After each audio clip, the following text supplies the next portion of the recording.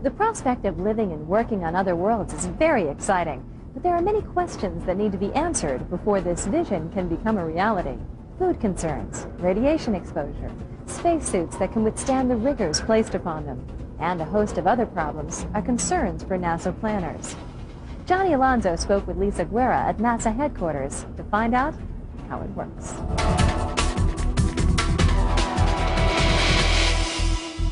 In the late 60s and early 70s, researchers at NASA learned quite a bit about living and working on other worlds with the success of the Apollo moon landings. These missions helped broaden our understanding of how humans could work and interact outside of the comforts of Earth. But even though much was learned about problems astronauts would face on other worlds, the human presence on the moon was relatively short, generally only a few days at a time. Future missions to Mars will be much longer, potentially lasting years at a time. Things that many of us take for granted, such as food, clothing, medical care, and safety, will be some of the biggest challenges that need to be addressed by NASA planners. To help us understand what is being done to prepare for these long-duration missions, I spoke with Lisa Guerra at NASA headquarters to find out how it works. The major challenge to live and work on other worlds is predominantly adapting to a new environment. The crews will be coming to these new worlds, and the one we've been looking at in particular is Mars, and have to arrive and adapt to the environment. And that environment on Mars involves a third of our Earth's gravity, as well as different weather patterns, dust storms, which we are particularly concerned with, radiation, which we have to measure and understand how to protect the crews against. And in particular, these crews will be traveling for long distances from Earth to Mars, and we will have to have the crews fend for themselves once they get there. There will not be hosts of doctors and NASA personnel when they arrive, and so are they physically able to adapt to this environment as soon as they get there. So when our astronauts arrive at Mars, will they have to build permanent bases, or could they just live on the spacecraft that they arrive in?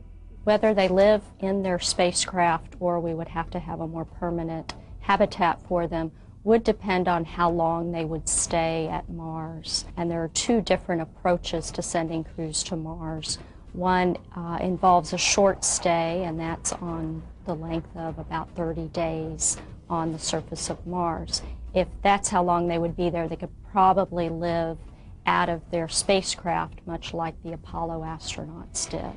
However, if we take the other approach to going to Mars, they could be there for almost 500 days, from a year to 500 days in Mars vicinity. And in that case, it's a very long time for 6 people to live out of one spacecraft, so we would probably have a larger habitat and presence on the surface. It would also mean we'd probably need other power sources than solar power, because they'd have to sustain their activities for such a long period of time. And with the weather and dust conditions, it makes solar power very difficult on Mars. So, Lisa, when astronauts are on Mars for years at a time, how would they get their food and water? As I mentioned, if they could stay for over a year, ideally, you could use some of the resources that might be on Mars. And with our current Mars robotic program, we are trying to determine the levels of potential water or water ice on the planet. And if we do find sources in large quantities of water, we could use that for the crews, as well as use it in fuel cells for power generation. We could also use the atmosphere, which is made up predominantly of carbon dioxide, and you could use methods to decompose the carbon dioxide into oxygen, and then we could use that oxygen for the spacecraft air. As far as food goes, again, if you have water and oxygen, you could ultimately see the crews developing their own growth chambers and actually growing their own food.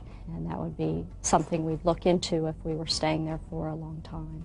What are some of the differences astronauts might face, working on the moon compared to working on Mars? The difference between spending and occupying time on the moon to Mars, first and foremost, is that the moon is much closer to the Earth, about a 3-day trip. We could actually rescue the crews if necessary. They could come back and get medical care. They would not have to be as self-sufficient, and you could set up like a ferry system with logistics, much like we do with the space station. So again, the crews could operate for varying amounts of time, but still be reliant on the Earth. Whereas the distance to Mars is so much greater, we'd have to build the reliability and maintainability into our systems and have the crews be much more self-sufficient.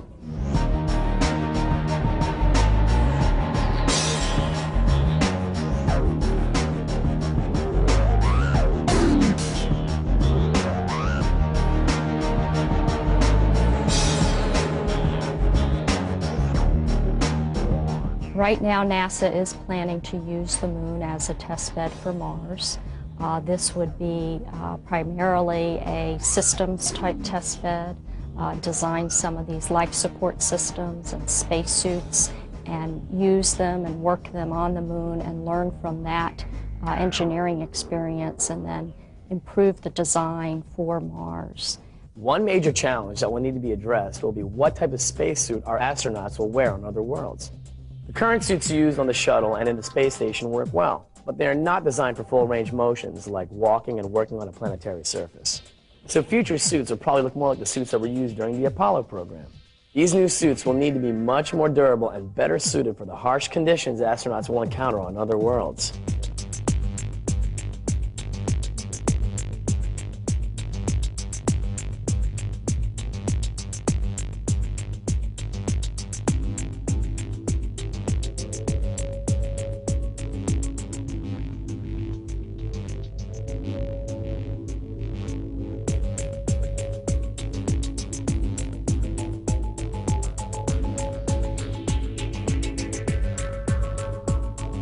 The other issue, though, with spacesuits for Mars is the dust issue. The dust tends to be very electrostatic, and there are concerns that if you came into the habitat or the airlock with your suit, that dust would get circulated into the air system.